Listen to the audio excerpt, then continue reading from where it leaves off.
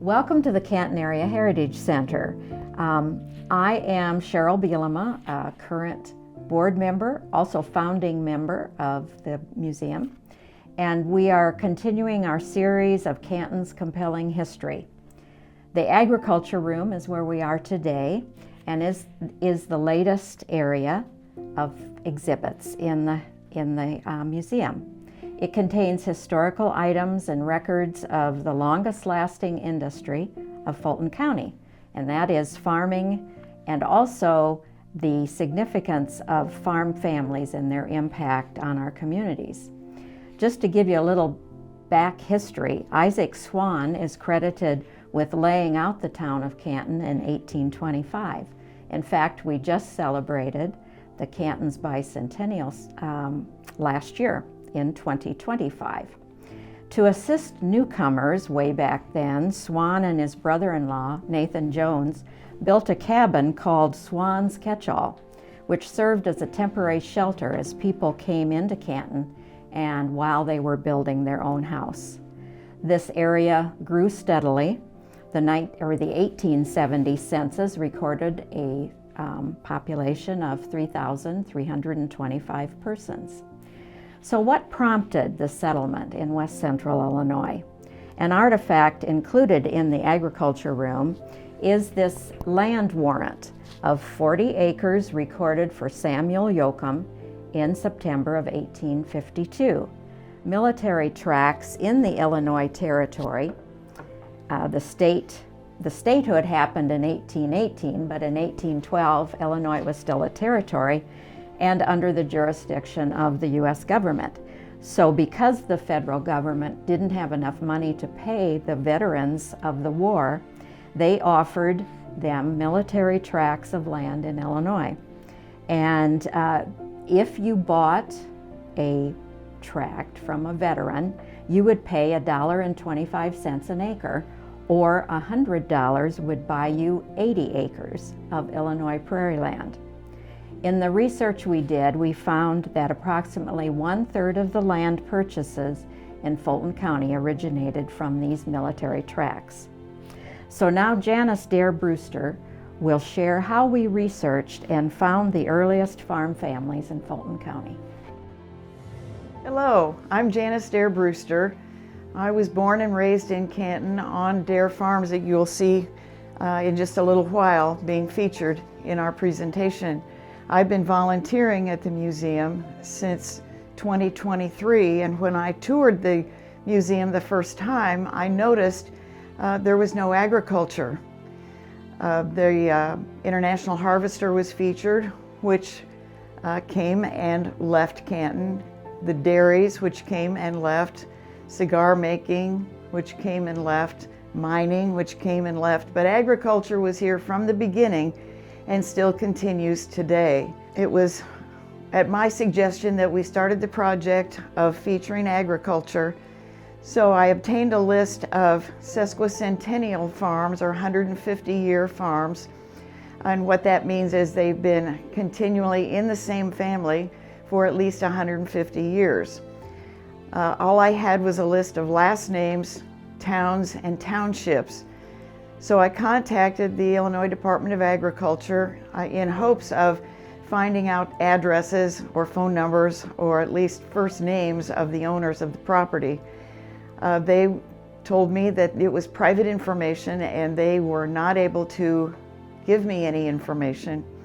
I also contacted the Farm Bureau here in Fulton County, and they, like the state, said it was private information and could not be given out. So I contacted my brother, Henry Dare, who has lived here and farmed here essentially his entire life, and he knew some of the people, and I was able to contact them. And through a course of networking, knowing somebody who knew somebody else, and they were able to help me find 13, actually I found all 18 farms, but some had been sold, and we were left with 13. Of those 13, only 9 chose to participate in our project, and we spent 15 months working on our display. We are going to feature each one of our 9 farms now and give you a little information about each one. The first family is the Blount family from Ellisville, Illinois. They have 6 generations in their family that are represented here. They produced cattle, corn, oats, beans, hogs, and they had a lumber yard on site where they also provided lumber for the area. Their traditions, as you'll see with many of the other families, are very similar. The traditions were in education, country and community service, and faith. And as many farmers will know, if you don't have faith in God, farming will be difficult. Now in the Blount family, they served on the school board and the Spoon River Valley School, Illinois Electric Cooperative and Mid-Century Communications Board, Spoon River Valley Scenic Drive, and Mr. Blount, I believe, was the chairman at one time, Fulton County Farm Bureau, 4-H, and they were church leaders also. The original homestead was homesteaded by Bartley and Nancy Blount, and they came from Ohio to settle here. And the farm is currently owned by Clarice Blount and her family. The Chatterton family farm from Avon is next, and it is 5 generations. In addition to the typical crops and livestock, they also had an apple orchard. Oliver and Lucy Chatterton moved from New York in 1836, and the current families are actually 4 siblings: Robin DeAtley, Robert, Rodney, and Richard Chatterton, who own the family trust. Some of the family traditions that they talked about were record keeping. They have diaries that date from the Civil War, and they also care for their family. In fact, it's well documented here in the picture because there are upwards of 40 people assembled for a group photo. And then finally, faith was important as they talked about a sudden death that occurred in the family, and then the strong relationships that pulled everyone together. And one of their number concluded by saying, "Some people see farming as their identity. Our identity is in Christ and in our family." So we honor the Chattertons. Our next farm family is the Everly Buchan family farm from Avon, Illinois. They had 5 generations that farm here. Their traditions are much like all the rest. Tradition of hard work, planting and spreading anhydrous. They raised what's known as speckled park cattle, which come from Canada and are well known for their milk production and fine meat production. Their family started out with George Everly. George Everly came to this area from Carroll County, Maryland, and settled in what he described as tall prairie grass. He thought it would be good for raising cattle. And that's how we get the Everly Buchan name with the farm itself, and passed down through the daughter who married into the Buchan family. Dennis is the owner and farmer of that farm currently. They settled there in 1836 and have been there for many years, as you can see. We're going to switch to Smithfield with the Thumb family farm. And this is one that Jan found on her way to Macomb one day, and she found out the name of the family and stopped in and said, "How long have you homesteaded here?" And she found out that they were indeed eligible for the 150th or sesquicentennial farm designation. So with her encouragement, they received that designation, and we included them in this presentation. They actually emigrated, their early ancestors emigrated directly from Germany in 1857, and later they moved to Fulton County. There are 5 generations, and again they raise a variety of crops and livestock. Their family tradition also includes showing the cattle that they were raising, and they said that their grandma Edna always baked goods to enter into the Fulton County Fair. They have Farm Bureau memberships and an FFA state farmer among their relatives. It was Frederick and Mercy Thumb who emigrated from Germany in 1857, as I said. The current family who now resides on the farm is Joseph and Holly Thumb. The next farm is my family farm, Dare Family Farms. The farm was settled when Abraham Hershey traveled from Lancaster County, Pennsylvania, and settled here, right here in Canton, Illinois, because of what he described as good soil and lush foliage. We have 8 generations represented, and the current farmers at Dare Farms is Henry Dare and his younger son, Philip Dare. Isaac is Philip's son, who is next in line to farm.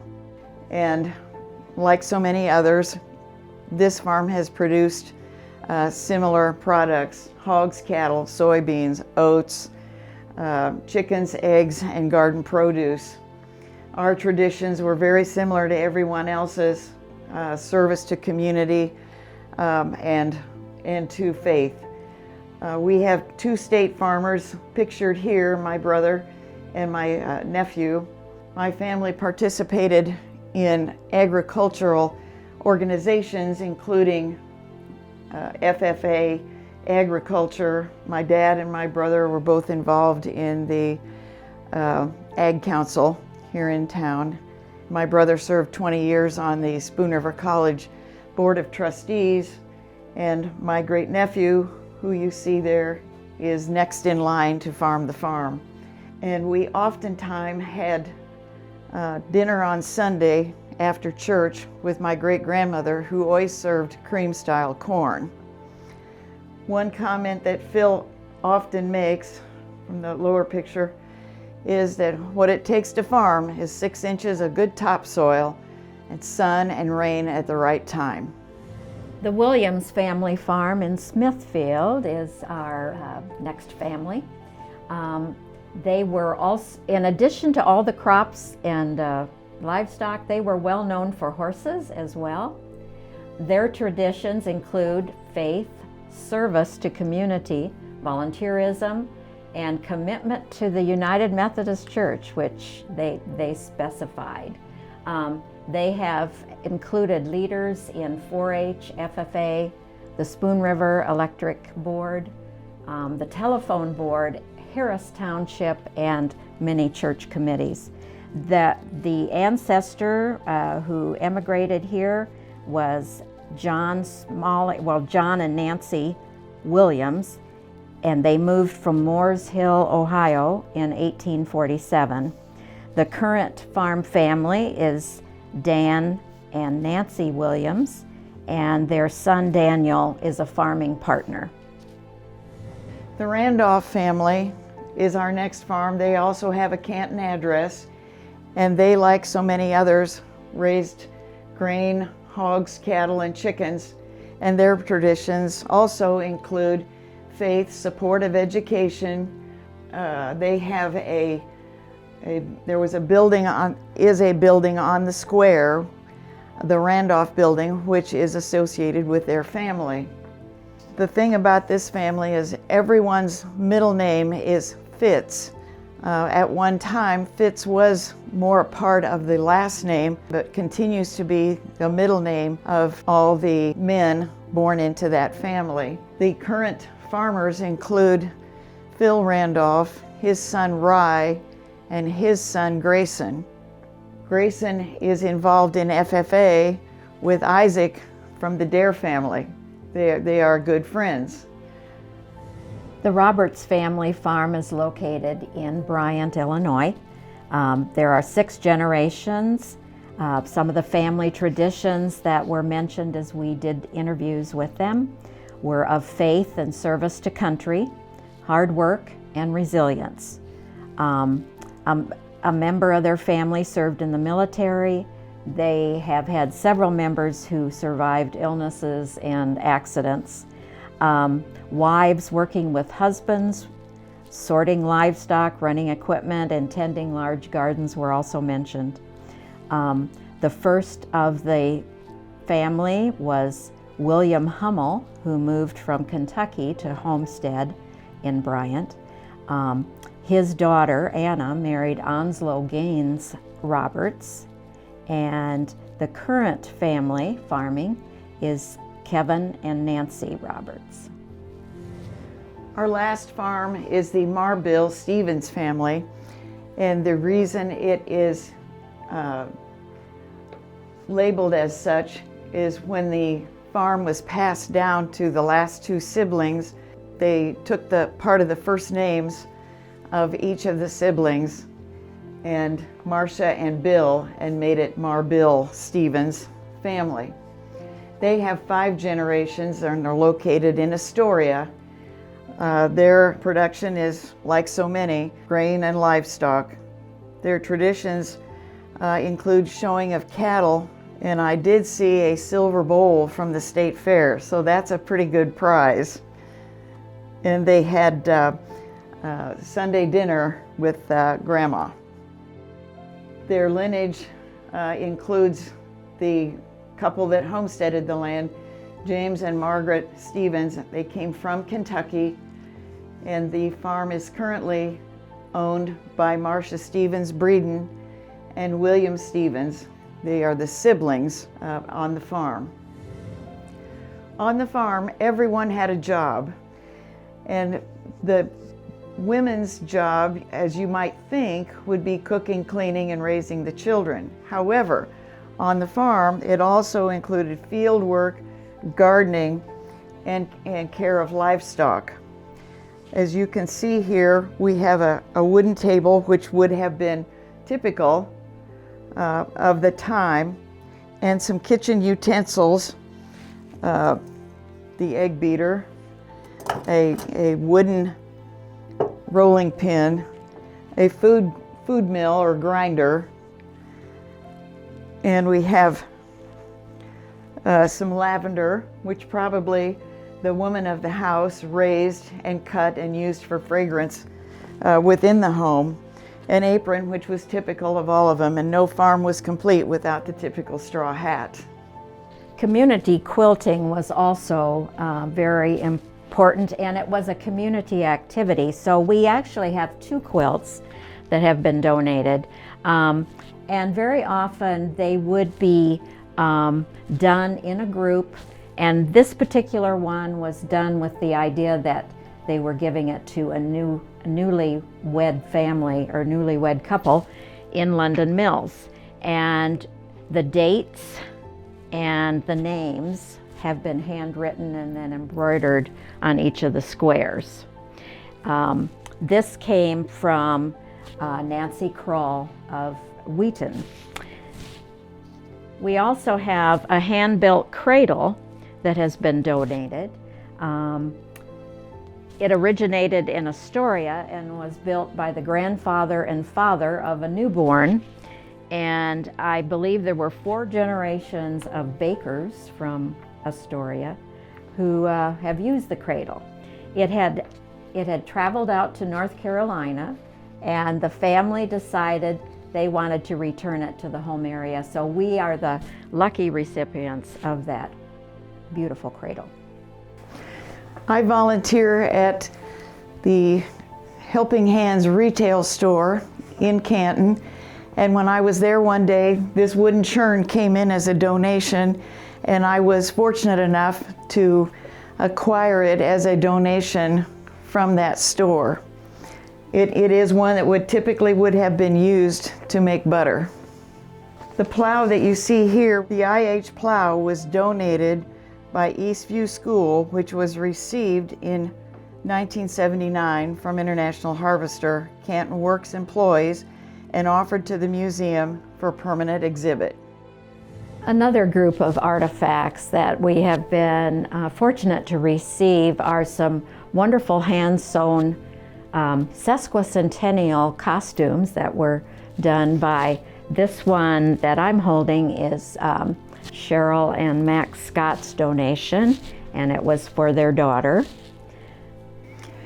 This dress was made by my mother, Anna Mae Johnson Dare, for her mother, Mildred Rohr Johnson, for the same celebration, the sesquicentennial celebration in 1975. This short video documents what is included in the agriculture room at the Canton Area Heritage Center as of 2026. We are still seeking farm antiques and the historical records related to early farm families. So if you have anything in your home that you would like us to see, we take both donations and loans.